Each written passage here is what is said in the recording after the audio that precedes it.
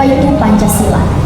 Baik, jadi Pancasila merupakan pedoman bagi bangsa negara Indonesia, di mana kita sebagai warga negara Indonesia itu dalam melaksanakan kehidupan sehari-hari itu harus berpedoman pada nilai-nilai yang terkandung dalam Pancasila.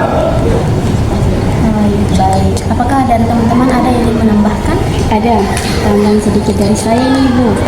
Ini ada beberapa tantangan mengaplikasikan nilai-nilai Pancasila. Contohnya di era digital, khususnya generasi muda nih. Contoh itu seperti menyebarkan informasi di media sosial disalahgunakan untuk menyebarkan kebencian dan memecahkan belah persatuan dan kesatuan bangsa itu. Oke, baik. Selanjutnya pada pertanyaan kedua, Bu. Bagaimana pendapat Ibu tentang identitas politik di Maluku Utara? Mengenai identitas politik di Maluku Utara ini, fenomena yang saya ketahui, isu-isu politik yang beredar di Maluku Utara ini sangat dipengaruhi oleh berbagai macam faktor, misalnya sejarah, ekonomi, budaya, etnis, maupun agama. Kalau dalam konteks pemilihan umum atau pilkada itu, kebanyakan kelompok atau mayoritas yang dikategorikan elit politik itu adalah sekelompok individu yang dimana mereka itu mempunyai kekuasaan atau otoritas yang dimana pada dunia politik itu mereka sangat berpengaruh.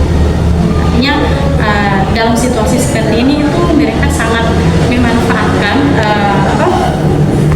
menarik perhatian dari warga dibandingkan dengan sekelompok individu yang tidak dikategorikan elit politik, yang artinya mereka tidak terlalu berpengaruh dalam dunia politik atau tidak memiliki kekuasaan seperti yang disebut sebagai elit politik tadi, sehingga sekelompok individu yang dikategorikan elit politik ini itu sangat dengan mudah mempengaruhi masyarakat untuk misalkan dalam hal ini suara terbanyak lah, bisa menarik perhatian dari masyarakat untuk mereka memperoleh suara terbanyak. Nah, tetap mempertahankan nilai-nilai Pancasila itu, kalau Ibu sebagai dosen berarti saran menurut Ibu itu yang pertama tuh harus tanamkan sejak dini dan jadi masukkan ke dalam kurikulum dari mulai SD sampai perguruan tinggi. Nah, Pancasila jangan hilang, mata kuliah atau pelajaran Pancasila itu jangan hilang.